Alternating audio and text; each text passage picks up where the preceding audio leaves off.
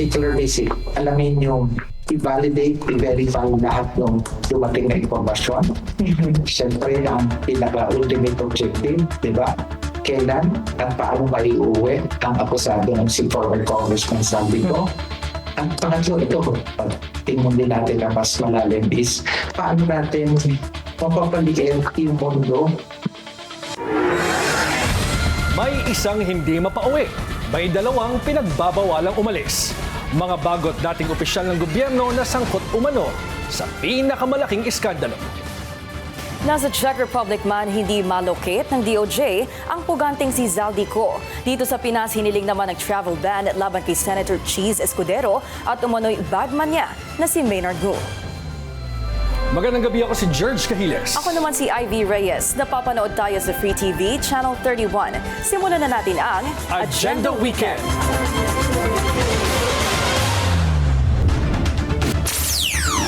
Nasaan? DOJ di raw sigurado kung nasa Czech Republic pa si dating Congressman Zaldico. Pero all hands on deck daw sa pagpapauwi sa dating kongresista. Travel ban laban kay Senator Cheese Escudero at Chinese businessman Maynard Gu. Hiniling na ng ombudsman. Malacanang handa raw sumagot sa petisyon kaugnay sa kalusugan ni PBBM. Saan ka punta? Senator Robin Padilla.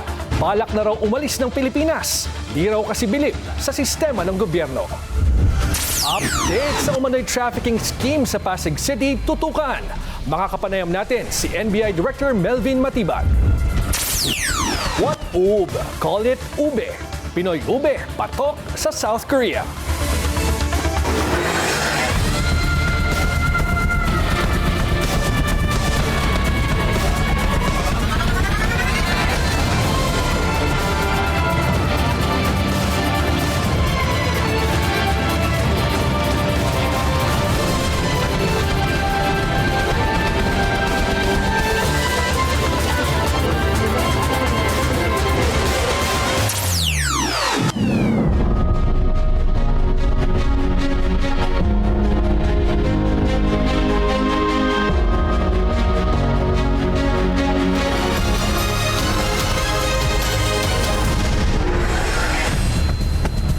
Touchdown Prague, Czech Republic na ang DOJ sa pag-asang mapauwi si resigned Congressman Zaldico. Pero maging sila, hindi sigurado kung nasa nasabing bansa pa ang dating kongresista. Narito ang Agenda Weekend Report ni Joash Malimban.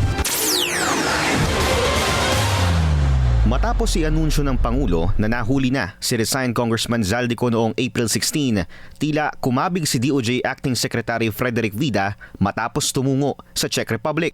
Kasama ang isang high-level team na makikipag-usap umano sa Czech officials kaugnay ng kalagayan ni Ko. Sa isang press briefing kagabi, sinabi ni Vida na hanggang ngayon hindi patukoy ng mga otoridad ang eksaktong kinalalagyan ng isa sa mga pinakakontrobersyal na personalidad sa flood control scandal. Kasalukuyan din itong nahaharap sa graft and malversation charges. Paliwanag ni Vida, nagtungo sila sa Czech Republic para i-verify ang reports at mga impormasyon na galing sa Czech Police and Immigration matapos ma-apprehend si Ko sa border nito. Okay. Particular basic, alamin yung i-validate, i-verify lahat ng dumating na informasyon. Siyempre, ang pinaka-ultimate objective, di ba? Kailan at paano maiuwi ang akusado ng si former Congressman Saldico. Ang pangatlo, ito, pag tingnan din natin na mas malalim is paano natin mapapaliit yung mundo. Dagdag pa rito, sinabi rin ni Vida na posibleng nasa ibang bansa na rin si Ko. Wala rin daw guarantee na patuloy isa sa ilalim sa jurisdiction ng Czech Republic ang dating kongresista. Dahil dito, hindi nila isinasantabi ang pakikipag-ugnayan sa Interpol para maproseso at mas mapadali ang pagpapauwi kay Ko. Again, di ba, we after we verify, we validate all the factual things, then we can move forward. That's precisely the purpose of my coming over here in the Czech Republic and meeting and requesting for that meeting with the Czech Republic. Sa kasalukuyan, wala pa raw exact schedule ang inaasahang meeting ni Vida sa kanilang Czech counterparts. Pero inaasahan daw nila na matutuloy na ito sa mga susunod na araw. Paninindigan ng DOJ, paplansyahin ng kanilang grupo ang legal framework and procedures para mapauwi si Ko kabilang na ang pag-aaral sa mga patakaran ng European Union. Kasabay nito, tuloy-tuloy rin daw ang magiging komunikasyon ng Department of Foreign Affairs ng bansa sa involved European countries tulad ng Czech Republic. Para sa Agenda Weekend, Joash Malimban, Billionaire News Channel. Hiniling na ng Office of the Ombudsman sa Sandigan Bayan ang paglalabas ng precautionary hold departure order laban kay Senator Cheese Escudero at umano'y bagman nito ang businessman na si Maynard Gu. Raffled na ang request sa Sandigan Bayan kanina. Matatandaan na under investigation si Escudero at Ngu matapos idawat ni former DPWH official at kasalukuyang state witness Roberto Bernardo sa flood control scandal. Ayon sa affidavit ni Bernardo, aabot sa 160 million pesos ang ibinigay niya kay Ngu para sa GAA-inserted projects sa Valenzuela. Close friend at campaign donor din daw ni Escudero, si Ngu. Una nang pinabulaanan ng dalawa ang mga nabanggit na aligasyon. Nagbanta rin si Escudero na kakasuhan niya si Bernardo para sa anyay malisyosong mga akusasyon. Kung si Navotas City Representative Toby Tiangco ang tatanungin, tama lang daw na maglabas ng travel ban ng ombudsman laban kay dating House Speaker Martin Romualdez. Questionable rin daw kasi ang timing at dahilan niya sa pagalis. Narito ang exclusive Agenda Weekend Report ni Isaiah Mirafuentes ng Abante. Nakakuha ng kakampi sa Kamara si Ombudsman Jesus Crispin Remulla. Pabor kasi sa kanya si Navotas City Congressman Toby Tiangco na harangin ang paglabas ni dating House Speaker Martin Romualdez sa bansa. Ayon kay Tiangco, hindi masisisi si Remulla sa kanyang desisyon dahil posibleng hindi na bumalik si Romualdez sa Pilipinas. Kasi sa tingin ko hindi coincidence yung nataon na yung paghingi niya ng travel clearance is 3 days after nahuli si Zaldico sa Czech Republic. No? Posible raw kasing ramdam na ng dating House Speaker na siya pa rin ang makakaladkad sa susumpang salaysay ni Ko pagbalik niya ng bansa. At tiwala rin siya na sangkot si Romualdez sa korupsyon.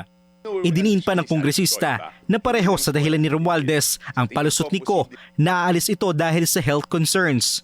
Bukod dito, bumuwelta si Tiangco sa pahayag ni Romualdez na posibleng siya ang scapegoat sa budget anomalies. Yung scapegoat, hindi yan yung correct term Because sila ni Saldi, hindi naman sila yung scapegoat. Sila yung tinatawag natin na magiging big fish. Nanindigan naman si Tiangco na labas si PBBM sa anomalya at pinigilan pa umano nito ang dalawa sa pagnanakaw. Si Tiangco ang nagsilbing campaign manager ng partido ng Pangulo noong 2022 elections. Gumawa, kaya lang hindi ko na i-disclose kung paano ginawa. Mahirap, pag sa tamang panahon, sasabihin ko, pero gumawa siya ng mga hakbang. Suportado rin ni Tiangco ang pahayag ng ombudsman na hindi sila pwedeng pigilan ni Romualdez sa investigasyon. Ang kaso daw kasi ng lahat ng public officials dumadaan sa kamay ng ahensya. Para sa Agenda Weekend, Isaiah Mirafuentes, Abante.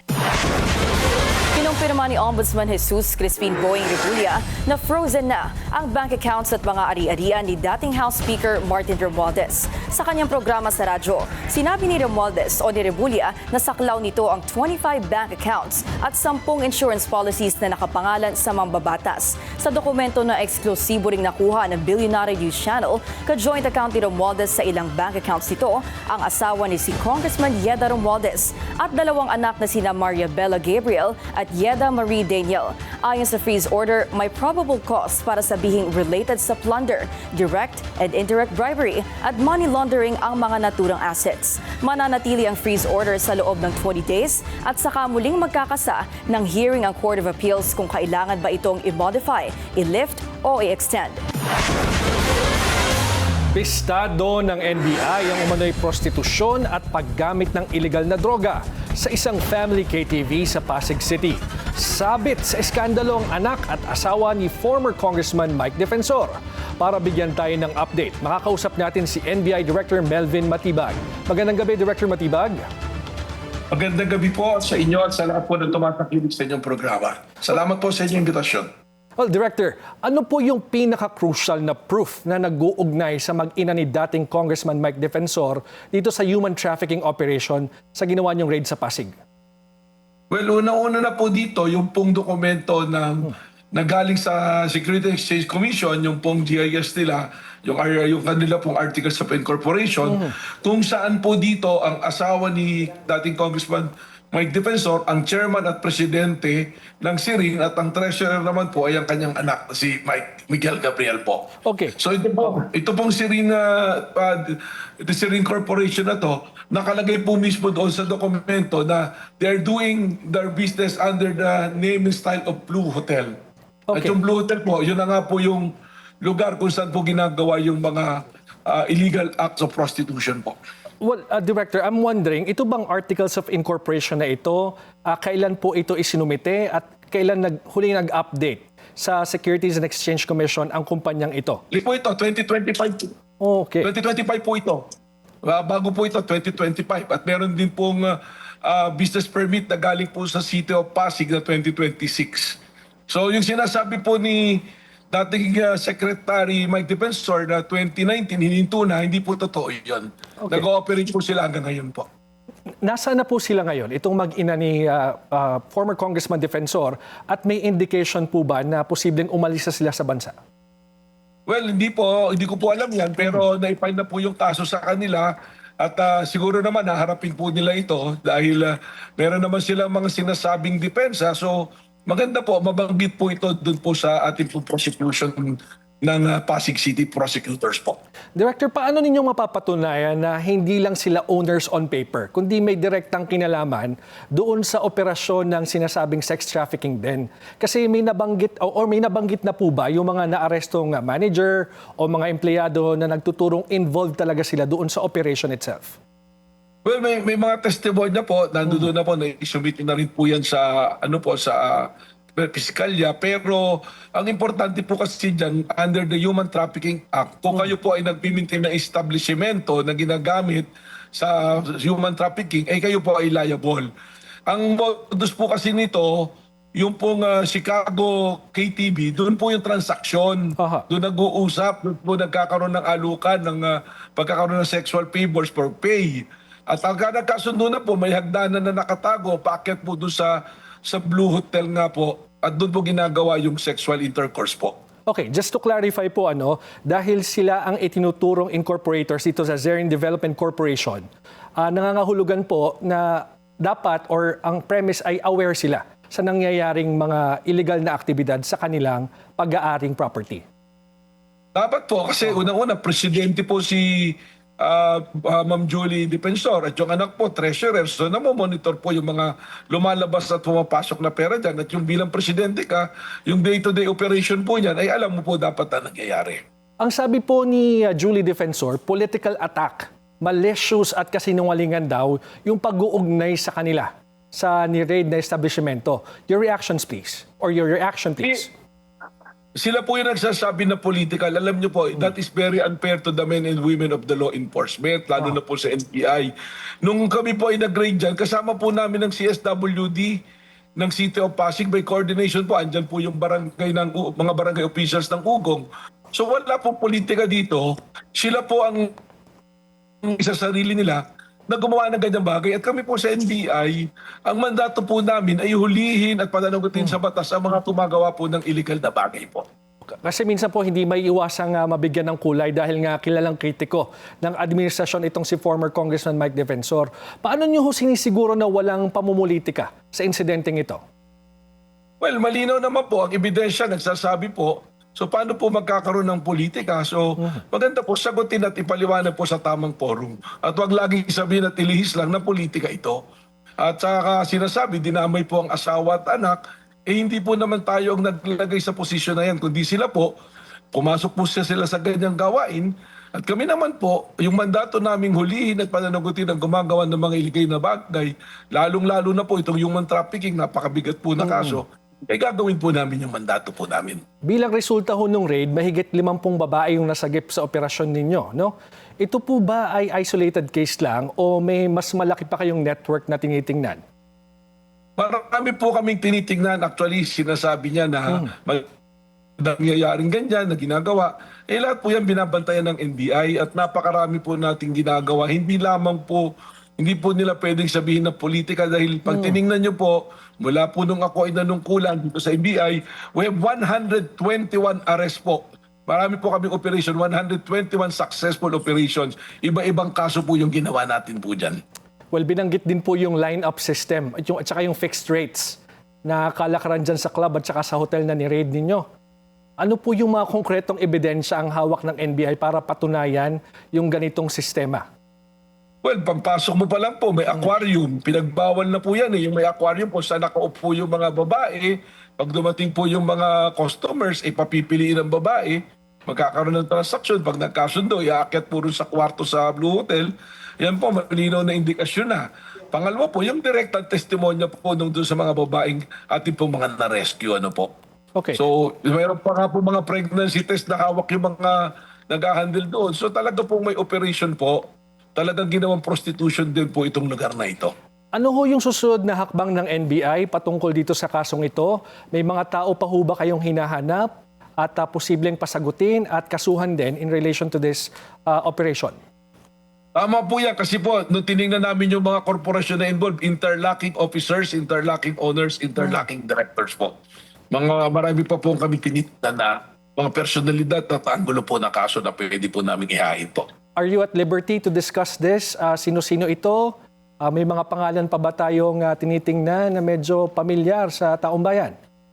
Well, siguro po antayin na lang po natin pagka natapos na po yung aming pong case build-up at investigation ay aming pong ilalahad po sa inyo. Alright, maraming salamat po sa inyong oras, NBI Director Melvin Matibag. Salamat po.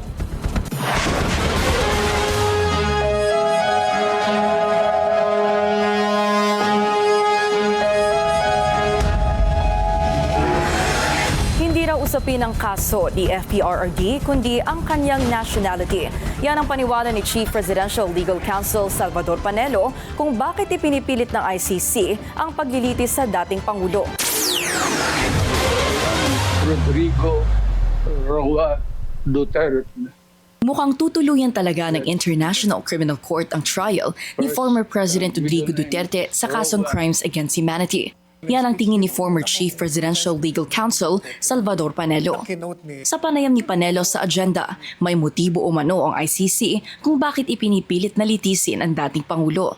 They're pursuing, targeting the black race. Wala silang dinimandang puti eh.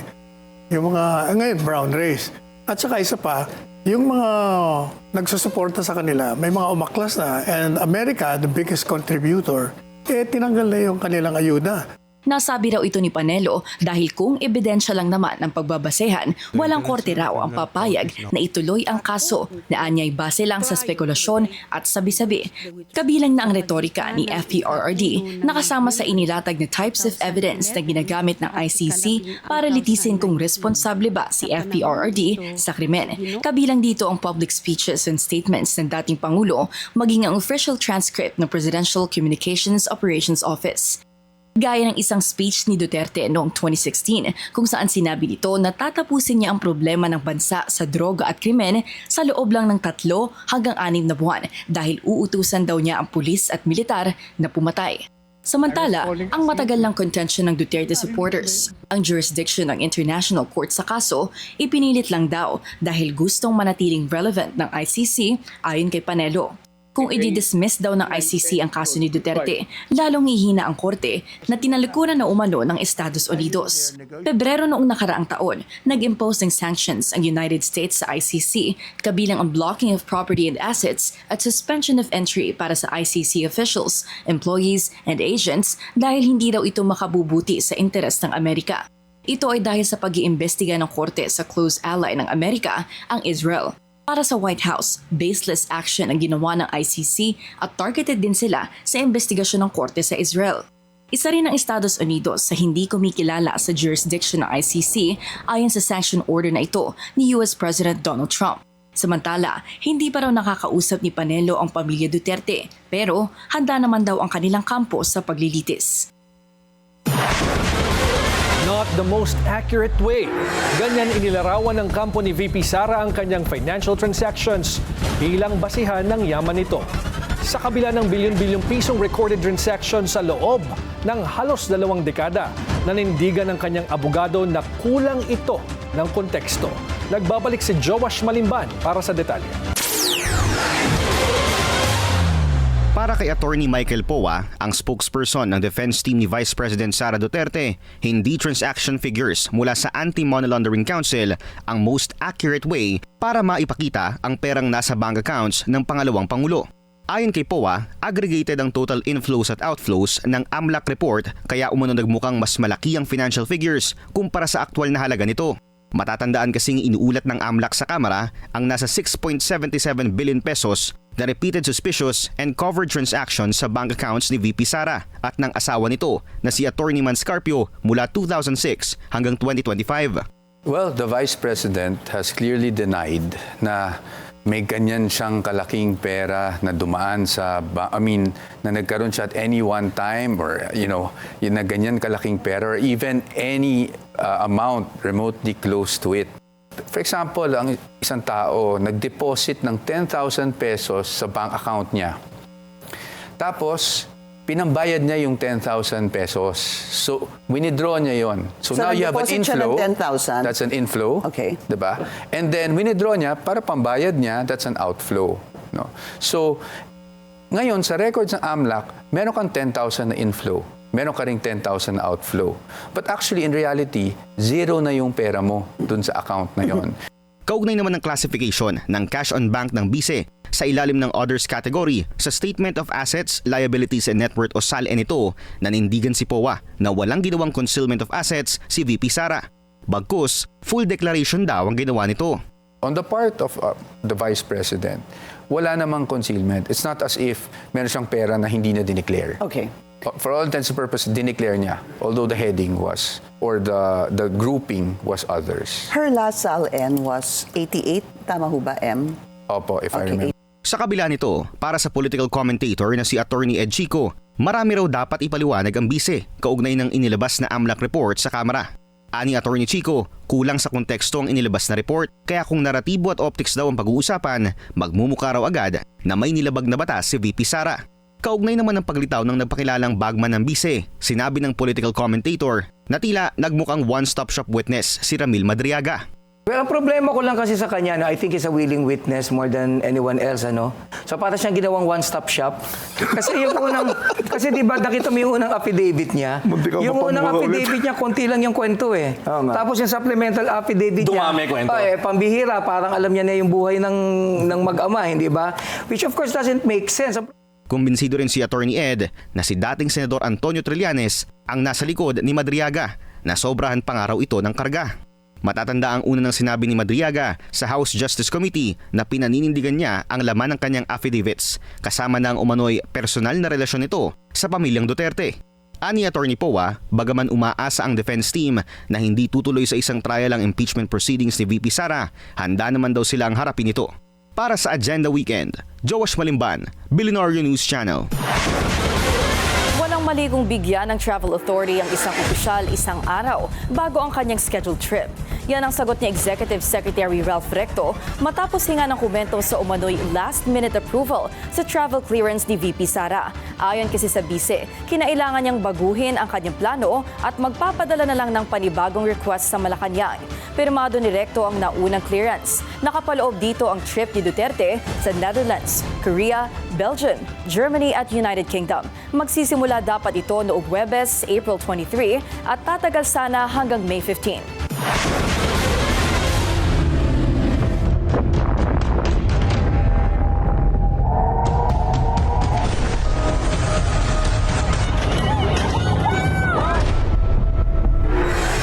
Pinaigdig pa ang seguridad sa Islamabad matapos ang pagdating ni Iranian Foreign Minister Abbas Araghchi. Naglagay na ng check zone ang mga otoridad sa mga daan patungong red zone habang may mga pulis at sundalong nakadeploy sa key intersections at labas ng government buildings. Nakipagpulong si Araghchi kay Pakistan Foreign Minister Ishaq Dar sa Serena Hotel noong Biyernes. Ayon sa White House, expected din daw ang attendance ni US Special Envoys Steve Witkoff at Jared Kushner para makipagpulong sa Iran. Maging si US Vice President J.D. Vance, handa rin daw pumuntang Pakistan matapos ang first round of unsuccessful talks. Inaasahang bibilis pa ang inflation sa bansa Ayon sa isang ekonomista, sa business brief ng Billionaire News Channel, sinabi ni Dr. Luis Dumlao, Associate Professor sa Ateneo de Manila University, dahil ito sa pagtaas ng presyo ng petrolyo, enerhiya at pagkain. Ngayong buwan, itinasa ng Bangko Sentral ng Pilipinas ang 2026 average inflation outlook nito sa 6.3%, dulot ng tensyon sa Middle East. But what we see in inflation is we have the first round of increase in inflation, which is on basically on gasoline. The following month, it will spill over. It will spill over to energy, and then food, and then and so on and so forth. And then after a year, the next threat will be expectations that inflation will continue to rise. And I think that's what the central bank is trying to look at. 1 year down the road, if it creates a vicious cycle of expected high inflation, that's the one that it's trying to tackle down. Bilang conservative measure, ikakasa naman mamayang alas 8 ng gabi ang oras natin sa efficiency. Inaanyayahan ng Energy Department ng publiko na mag-switch off ng non-essential lights sa loob ng 1 oras hanggang 9 p.m. Hugutin na rin ang mga appliance na hindi naman ginagamit. Ayon sa DOE, makakatulong ito para mabawasan ang pagkonsumo ng kuryente sa ilalim ng National Energy Emergency. Umano'y military operation sa Negros Occidental. Iniimbestigahan na ng CHR. Susunod yan sa Agenda Weekend.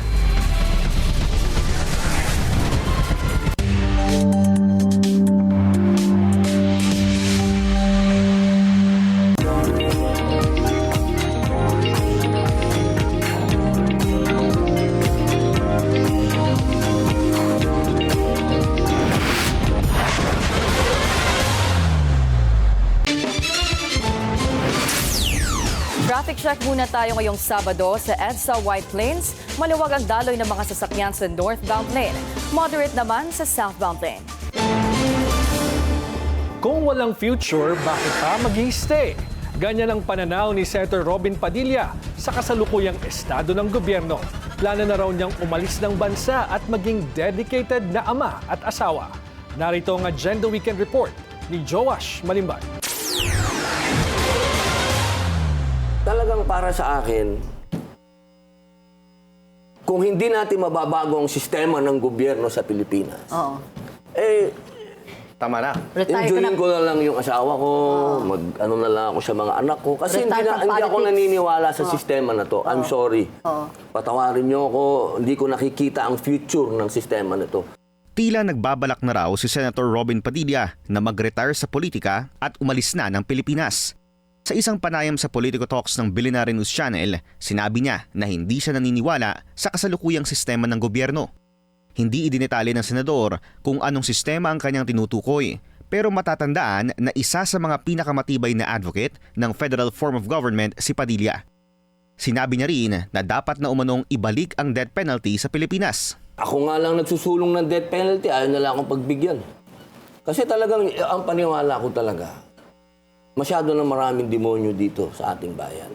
Dagdag pa ni Padilla, kasalanan umano ng iba't ibang international treaties na pinasok ng bansa, kaya hindi umano nagkakaroon muli ng batas kaugnay ng death penalty.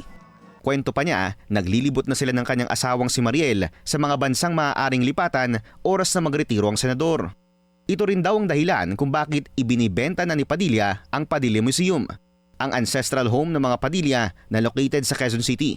Gusto ko sa Brunei. Brunei. Ayaw ng asawa ko doon. Mainit doon. Sabi ni Mariel, sige, kung gusto mong matahimik tayo sa Iceland. Nagpunta kami ng Iceland. Ang mahal, pare. Kaya napunta doon sa usapin na ibebenta ko yung bahay. Paglinaw ng senador, hindi fundraising para sa susunod na halalan ang dahilan ng pagbebenta niya ng property. Pero sakaling manalo aniya si Vice President Sara Duterte bilang Pangulo sa 2028, bukas daw siyang gumampan sa isang anti-crime-related posisyon. Para sa Agenda Weekend, Joash Malimban, Billionaire News Channel.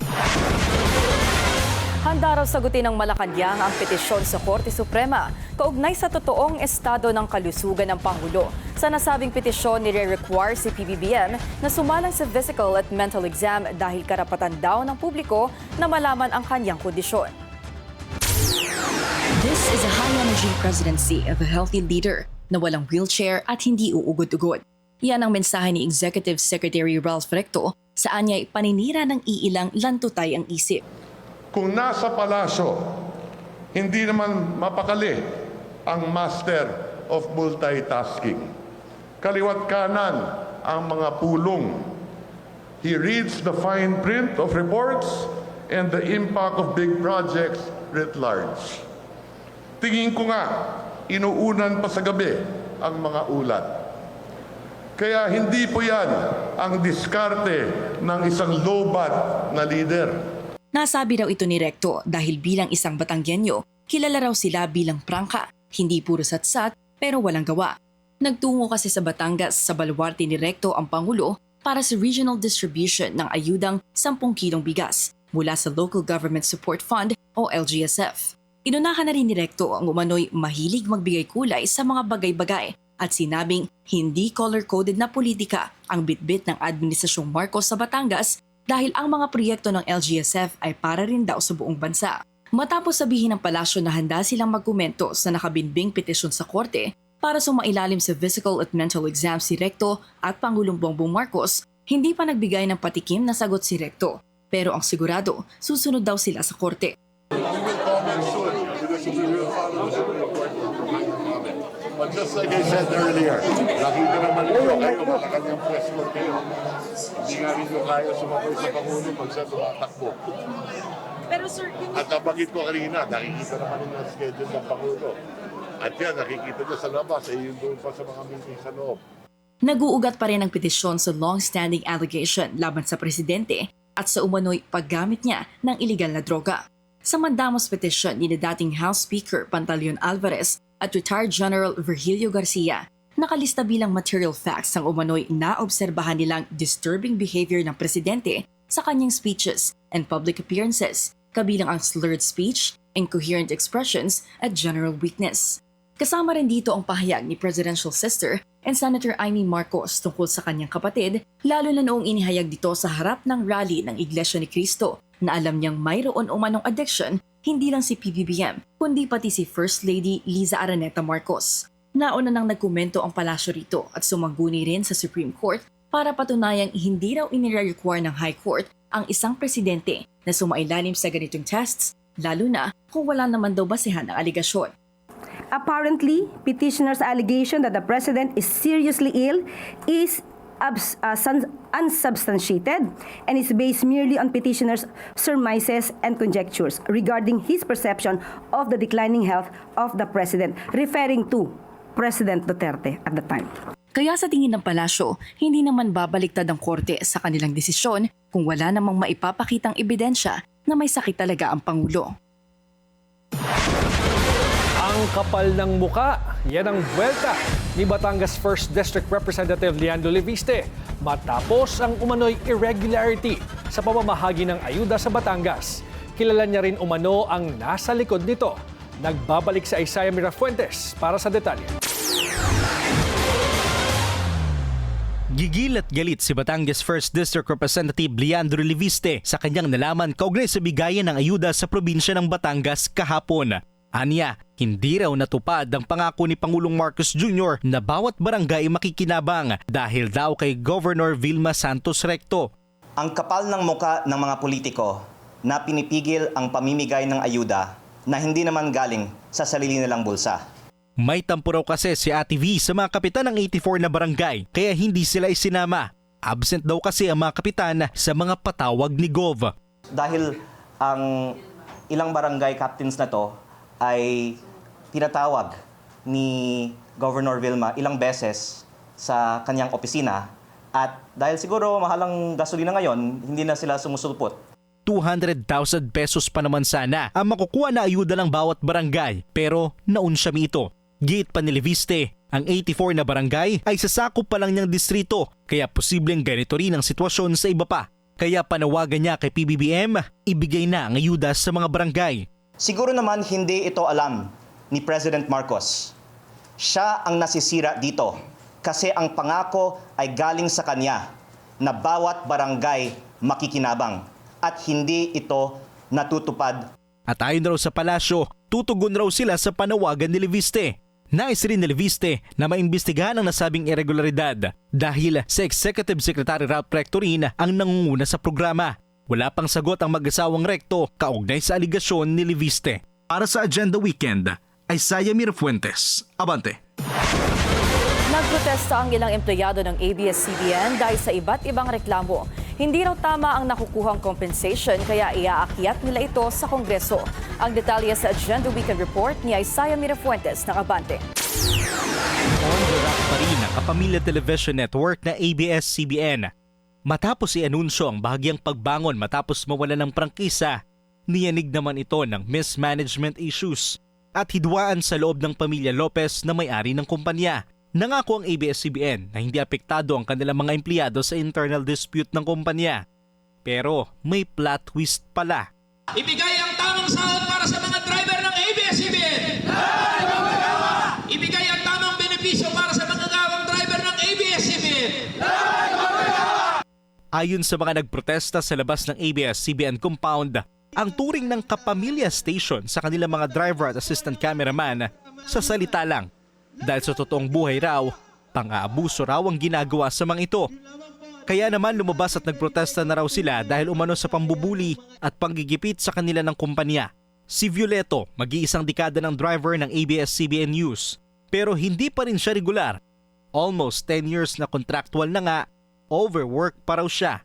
Dahil kahit driver nasa kontrata niya, ginagawa rin daw siyang assistant cameraman. Pati kami minsan, nagiging assistant reporter din kami, nagiging assistant cameraman. Uutusan din kami magtanong-tanong, maging researcher, maging lahat ng trabaho na dyan, halos amin na eh. Tapos babayaran kami 100 piso. Wala rin daw silang hazard pay kahit ibinabato at nagko-cover ng mga balitang delikado sa kanilang buhay. Kumbaga, pag pumasok kami, hindi na namin alam kung makakauwi pa kami sa pamilya namin ng buhay. Dagdag niya, 100 pesos lang daw kada araw ang binibigay ng ABS-CBN na dagdag umento para sa dagdag nilang trabaho. Sawa na rin daw sila sa mga pangako ng management na palagi rin naman daw napapako. Katwiran daw kasi ng ABS-CBN na sa agency daw kasi nila ang pananagutan. Kaya ang hamon ng mga driver aabot na ngayon sa Kongreso. Kung dati ay umingay ang pagdinig sa prangkisa ng kumpanya, ngayon raw ay gagawa ng ingay sa kamera ang hinaing ng mga trabahador na hindi nila itinuturing na empleyado. Kaya pag sinabi ng ABS-CBN na hindi totoo itong binabanggit namin, ako mismo ang buhay na patunay na yung mga driver ng ABS-CBN ginagawa ninyong assistant cameraman doon mismo sa Kongreso. Lumapit tong mga manggagaway, wala na silang matakbuhan. Pagbubunyag pa ng ilang driver, marami pa raw ibang gustong magsalita pero hindi magawa dahil nagbabanta ang ABS-CBN na tatanggalin sila. Sinubukan ng Billionaire News Channel na kunin ang panig ng ABS-CBN News. Itinuro naman kami kay ABS-CBN Communication Head, Kane Chua, pero wala pa siyang tugon sa BNC hanggang sa ngayon. Para sa Agenda Weekend, Isaiah Mirafuentes, Abante. Kumpiyansa ang Ayala Corporation na kaya nitong lagpasan ang mga hamon sa negosyo dulot ng krisis sa Middle East. Pero para makatipid at manatiling flexible, plano nitong bawasan ang gastos sa mga proyekto. Ang buong detalye sa Agenda Weekend Report ni Jillian Geronimo. One of the largest conglomerates in the Philippines is shifting toward more selective spending. Babawasan ng Ayala Corporation ang gastos nito sa mga proyekto sa 2026 habang may krisis sa Middle East. Sa annual stockholders meeting ng Ayala, sinabi ni CEO Cesar Consing, ibababa nila sa 180 billion pesos ang kanilang capital expenditure program mula sa planong 230 billion pesos. Paliwanag ni Consing, mas tutok na sila ngayon sa cash flow, earnings, balance sheet strength at disciplined capital allocation. Sinusuri na rin ng kumpanya ang mga investment plan to ensure funds are directed toward opportunities with clear and sustainable returns. Inaasahan na magiging matatag ang mga negosyo ng Ayala sa kabila ng krisis kahit may ilan umanong maaaring kumita ng mas mababa.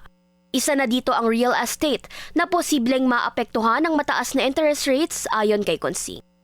Sa kabila nito, target pa rin ng Ayala na makapagtala ng 65 billion pesos na core net income para sa taong 2026.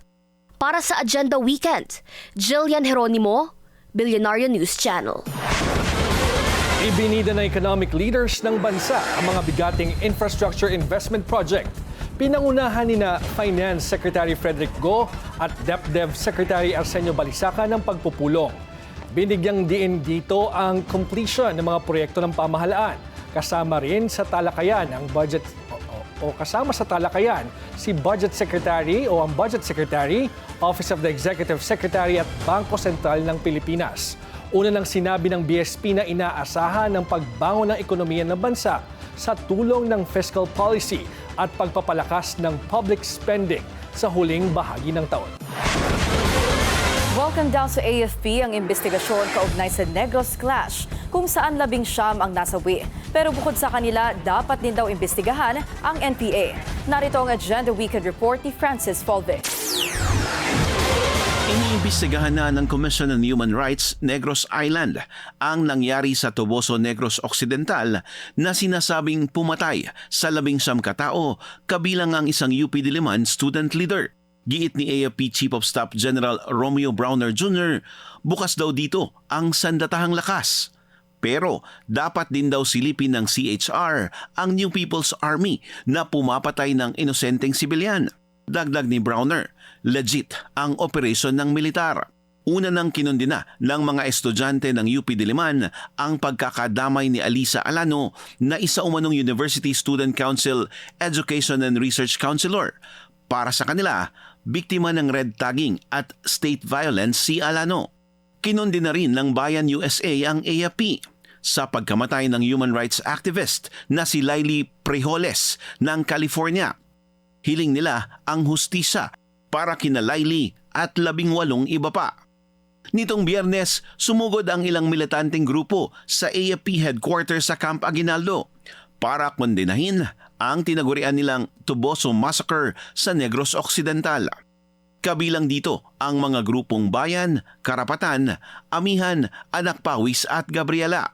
Una nang sinita ni Defense Secretary Gilberto Chodoro ang paghawak ng armas ng student leader.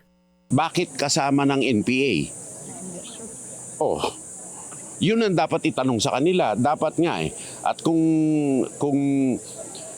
nandun yung estudyante, hindi man combatant, obstruction of justice or aiding and abetting yon. So kasama din yun. Whether or not na NPA yun, nandun sa enkwentro, you shouldn't be there in the first place. I don't you take the question back sa kanila. Paano ito niya mga estudyante? Really, ito pa.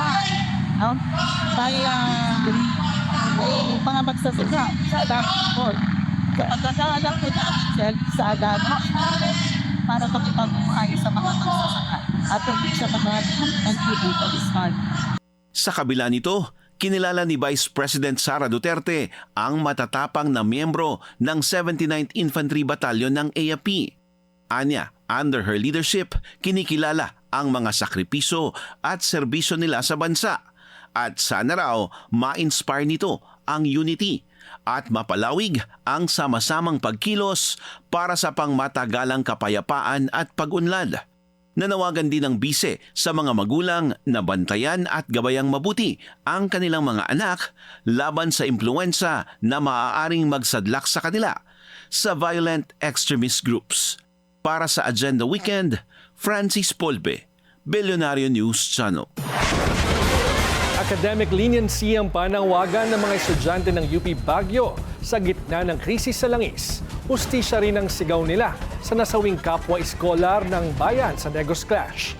Yan ang Agenda Weekend Report ni Alex Asalil ng Abante.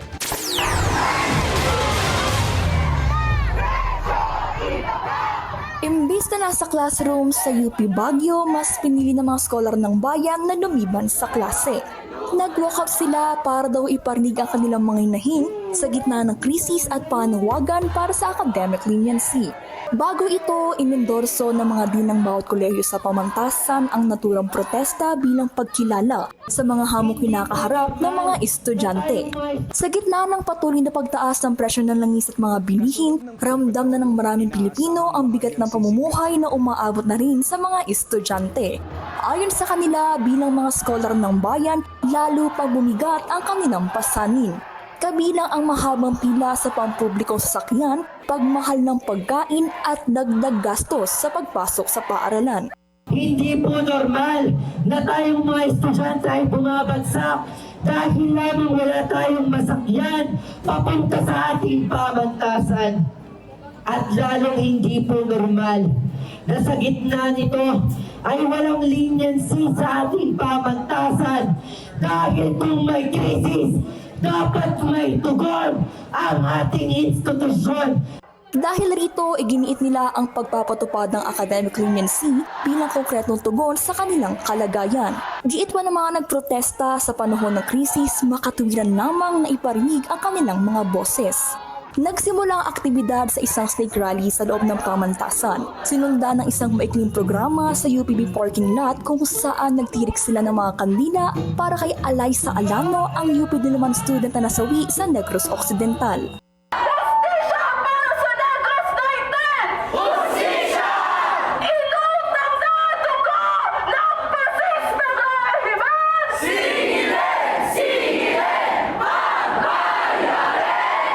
Mula sa silid-aralan hanggang sa lansangan, pinakita ng mga kabataan ang kanilang paninindigan at pag-aalala sa Corpus Column ng Bayan. Para sa Agenda Weekend, Alex Asalin, Abante, Baguio City. Bigong makausad sa round of 32 ng Mutua Madrid Open Singles event, si Pinay tennis star Alex Ayala. Naungusan siya ni world number 21 Elise Marnan sa score na 2-6-1-6. Gayunman, tuloy pa rin ang kanyang journey sa round of 16 ng doubles event kasama si Turkish player Zeynep Sonmez. Bukod dito, gearing up din si Ayala para sa Italian Open kung saan mas paiigtingin pa niya ang kampanya sa clay season. Mansions, the classic American crime drama film Scarface, up for sale na. Susunod yan sa Agenda Weekend.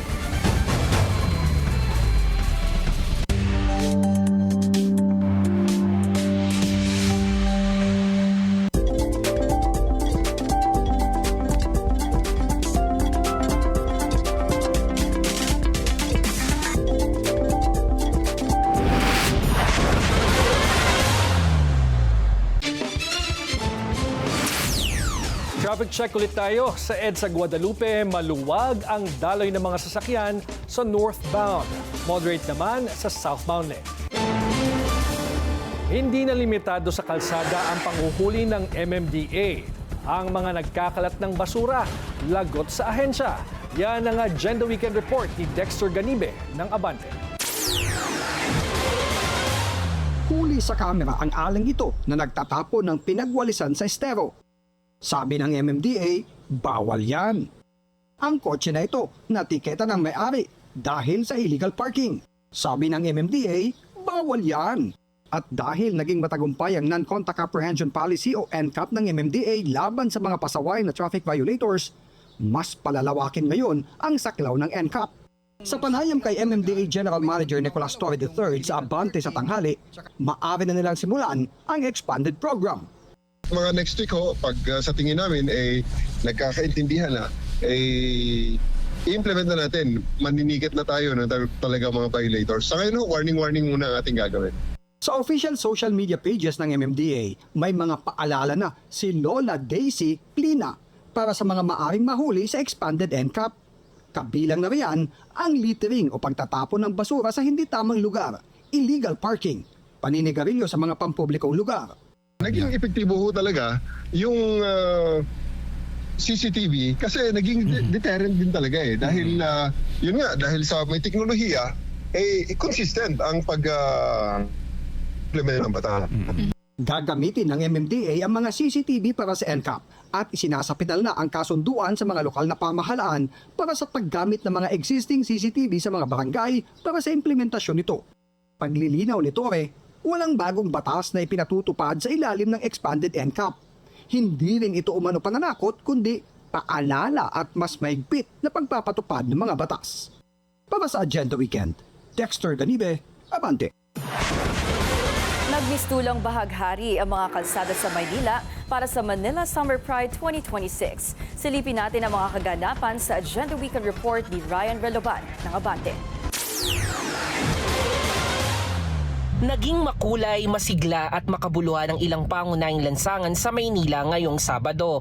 Tampok kasi ngayong araw ang Manila Summer Pride 2026 ng Manila LGU, kung saan inilarga ang samot-saring float mula sa iba't ibang tanggapan ng Manila City Hall, mga distrito, organisasyon o samahan sa lungsod at iba pang lugar sa Metro Manila.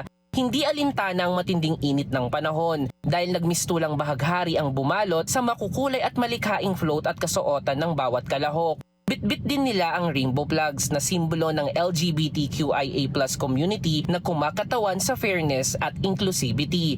Isa na nga sa dumayo na mula pa sa Parañaque City si Janet Henolos na may 5 anak.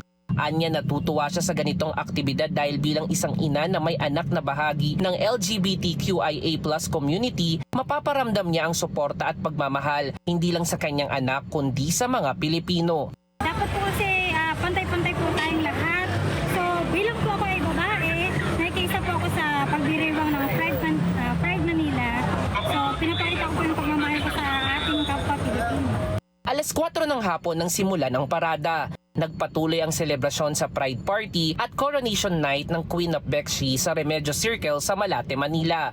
Kikilalanin din ng Manila LGU ang Best Float, Best Delegation at Best Attire. Una nang sinabi ni Manila City Mayor Isko Moreno, higit pa sa kasiyahan ng hatid ng aktibidad na ito. Isa rin itong malinaw na pahayag na ang Maynila ay patuloy na kumikilala sa dignidad at karapatan ng bawat isa. Para sa Agenda Weekend, Ryan Reloban, Abante. Tagumpay ang Los Angeles Lakers laban sa Houston Rockets sa Game 3 ng kanilang first round series. Alamin ang iba pang detalye sa Agenda Weekend Report ni Sheila Salaysay. Ramdam ang bigat ng laban at hindi umatras si LeBron James at Marcus Smart matapos pangunahan ng Los Angeles Lakers sa isang matinding 112-108 overtime win kontra Houston Rockets sa Game 3 ng kanilang first round series. Kumabada si James ng 29 points at 13 rebounds, kabilang clutch 3-pointer para itulak ang laro sa overtime. Bago naman sumabog si Smart sa extra period, umiskor ng 8 puntos mula sa kanyang 21 upang tuluyang kunin ang 3-0 series lead. Dagdag pa ang 22 points ni Rui Hachimura at 10 assists ni Smart. Habang wala si Kevin Durant, muntik pa ring maagaw ng Rockets ang panalo sa likod nila Alperen Sengun at Jabari Smith Jr. Pero sa huli, composure at championship DNA ng Lakers ang nanaig sa dikitang laban. Mas lalong uminit ang storya dahil sa comeback ng Lakers sa huling segundo ng regulation. Mula sa 6 na puntos na pagkakaiwan, pinilit ni James ang turnover at sinundan ng 3 para itabla ang laro. Sa overtime, kontrolado na ng Lakers ang tempo. Pinangunahan ang depensa at clutch plays ni Smart. Ngunit sa kabila ng dominanting 3-0 series lead ng Los Angeles Lakers, iginiit ng kampo na malayo pa sa tapos ang laban. Both those guys made big time plays, and before the game, at halftime, you know, we've talked for the last 10 plus days just about elevating everything, and there's a first road playoff game, and you have to elevate your poise, you have to elevate your composure. We had a lot of turnovers. I thought our defense was fantastic, and then in that moment, just to have the poise to just keep playing. You just got to get on to the next play, and that's to me, is that a hallmark of poise, that's a hallmark of composure. Gumawa ng kasaysayan si Marcus Smart at tumatak bilang kauna-unahang manlalaro mula kay Michael Jordan noong 1991 na nagtala ng 20-plus points, 10 assists, 5 steals at 2 blocks sa isang playoff game. To not be in the playoffs, you know, the last 2 to 3 years for me, it just sucked. You know, I got to watch some good basketball, and it's just like, damn, I'm a competitor. I want to be out there playing too. So to be back out there, it's a great feeling. Got one more. It's not over. We got one more, and we're in their home, and nobody wants to get embarrassed in their home. And we got them in the nail biter tonight. So. Buo ang kumpiyansa at momentum ng Los Angeles Lakers, pero malinaw sa kanila na hindi pa tapos ang misyon. Sa Game 4 ngayong linggo, target nilang iselyo ang serye at kumpletuhin ang sweep laban sa Houston Rockets sa harap mismo ng home crowd sa Toyota Center. Para sa Agenda Weekend, Sheila Salaysay, Billionaire News Channel. For sale na ang mansyon na ginamit sa classic American crime drama film na Scarface sa Florida. Located ito sa Key Biscayne at may sukat na 13,000 square feet. May sarili pa itong helipad at 800 feet waterfront access. Ang price tag, tumataginting na $237 million o 14 billion pesos. Dati rin itong bahagi ng Winter White House ni dating US President Richard Nixon noong 1970s. Goodbye matcha and hello ube dahil ito na ang bagong dessert craze sa South Korea. Isa na itong staple sa mga cafe at grocery at naglabas na rin ng ube treats ang malalaking coffee chains. Viral naman ang isang foreigner sa TikTok matapos bigkasin na ube ang naturang purple yam. Inakala raw kasi niya nakatunog ito ng salitang cube dahil sa spelling. Sa programang Business Brief ng Billionaire News Channel, sinabi ng DTI na patok ang ube sa ibang bansa with nearly 1.7 million kilos exported in 2025. We have new, how should I say, new rising stars like ube and then calamansi. Then if you notice, Starbucks is now selling ube drink in London. So why do you think lumalakas yung ube natin? What is it about that product? Baka they like the taste. Masarap ang ube, di ba? Diba? So baka Masarap nasasarapan sila. And the fact that the taste is already accepted globally, malaking bagay ito, especially for the agriculture sector. Lalo na pang halo-halo. Yes, oo. Yeah, so magandang balita ito. Under fire ngayon si Ryan Agoncillo after speaking about jealousy sa guesting nila ni Judian Santos sa Mateo G Primetime. Nang matanong kasi kung papayagan ni Juday si Ryan to work with the opposite gender, okay daw siya. But when Ryan was asked the same question, ang sabi ng aktor, So you guys get jealous? Both naman. How do you, would you allow Ryan to have a leading lady for a movie? Yeah, oo naman. Ryan, would you allow Madam Juday to have a leading man for a movie? Bukan niya. Subukan niya. Hindi, ako, yun talaga yung sagot ko sa lahat. Bro, ako talaga, sige, ang lagi ko sagot sa kanya, gawin mo, tsaka na natin pag-awayan. The exchange went viral at sabi ng netizens, it just shows insecurity. Some even said that may be the reason kung bakit close to impossible ang isang Juday Piolo reunion film. Others defended Ryan dahil palabiro lang daw talaga ang TV host. At natural lang din daw ang kanyang reaksyon as a married man. Hindi, abayangan natin. Mateo G Primetime. Baka meron na namang... 7. Yes, baka may controversial na statements naman. This time si Julia Barreto. Pero, ube or matcha? Ube. Okay. Ikaw, matcha ka? Matcha girl. Kaya wag na tayo magtalo. At yan ang ating Agenda Weekend ngayong Sabado. Para sa mga karagdagang balita, bisitahin ang aming official website, bnc.ph. Ako si Ivy Reyes. At ako si George Cahiles. Sa bawat issue may anggulo at ang balita may agenda.